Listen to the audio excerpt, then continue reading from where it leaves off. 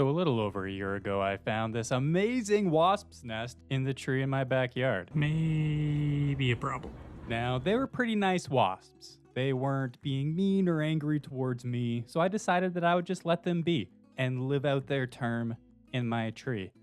So once fall came, they all moved out, and then the nest actually fell down on its own, and I was able to salvage these pieces, which made me very happy because I've always loved the honeycomb pattern of wasps' nests and bees' nests, and I really wanted to cast it in resin and make something out of it. So that's what I get to do today.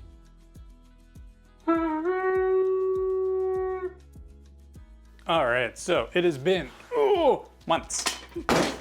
months since I poured this, and come check it out.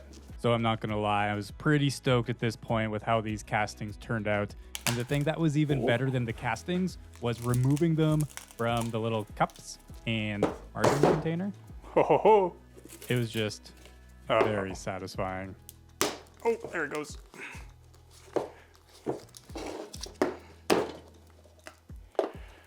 And I think one of the coolest things that I didn't expect was learning that this margarine container casting was recyclable. Like, what a bonus, right?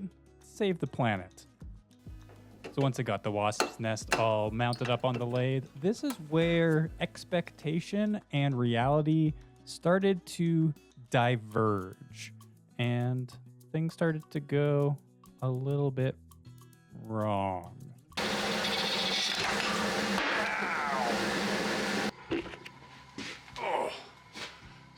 So that sucked. That got me in a couple spots.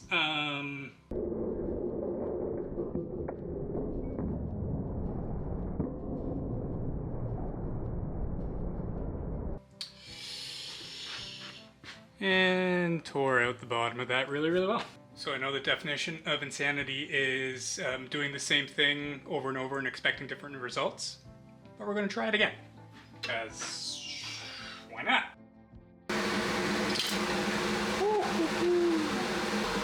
Oh, this resin is getting me. Look at that. Look at that. Okay, so that's dull. Ooh, man, let's get the sharpening. So now before you ask or make judgments, no, I don't really know what I'm doing when it comes to turning resin. And I also haven't done a lot of turning in about the last year. So skills in the garbage, like technique, non-existent, but we're gonna get there. And I think that with sharpening up some of these tools, it's gonna help. I also do have my secret weapon, which is a carbide scraper, but it's possible I need to practice how to use that a little bit more. Yeah. Oops. Okay. This ain't working. So we're gonna go full insanity mode. Maybe more speed. Let's try more speed. What's the worst that can happen? Now you'd think saying that would be a very bad thing, but yet in this circumstance, it turned out to be a really good idea. I was able to get all of the chip outs carved away and smoothed out, and I was even able to get my tenon cut in so that I could flip this piece around and start figuring out how to, bowlify it. Oh, we're making a bowl, in case I haven't mentioned that before. At least, that's what we're going to try and make. So at this point in the project, I still had some really good hopes. I still thought that I could pull this off and turn this piece into the image that I had in my head. And things were going really great. I was making these amazing resin ribbons, and just making an absolute mess. And it was so much fun. And really, that's kind of the point of all of this, right? Is to have fun, to spend some time in the shop, making a project that you might never have any reason to make otherwise. To experiment, to try something new, to improve your skills, to learn a new skill. Like, I am not the best turner, and I know this, And it's very apparent in this video that I don't know what I'm doing, especially when turning resin. But that's what's so great about this and about trying something new is seeing if you can do it and how you can do it and if you can then do it better. Because I could definitely do this better. There is no doubt in my mind that this could be done much better.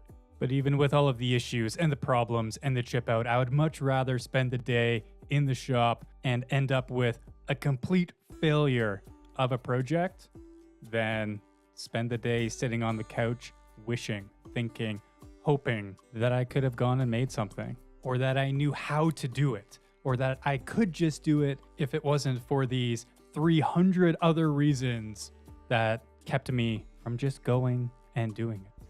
Now I know some of those reasons are going to be important, and some of them are definitely going to take priority over spending some time in the shop.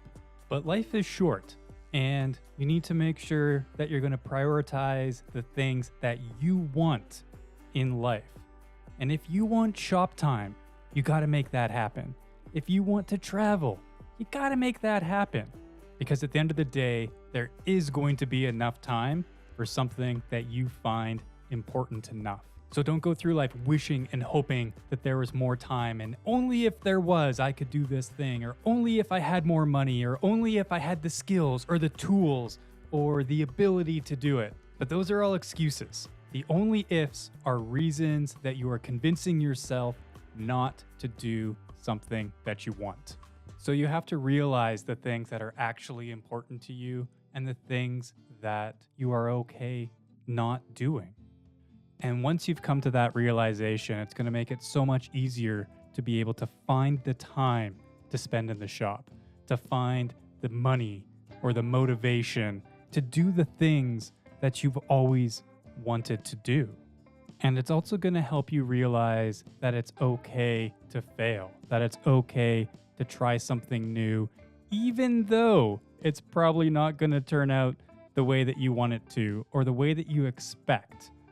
I expected this piece to be effectively the size of this margarine container. It's not. Like, not even close.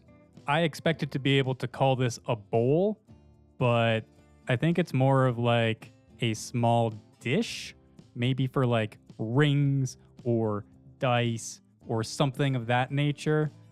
Definitely not bowl-like. But even though it didn't turn out the way I wanted, that doesn't mean it wasn't fun to make. It doesn't mean it was a wasted day in the shop. It was actually a more productive day in the shop, because at the end, I learned something.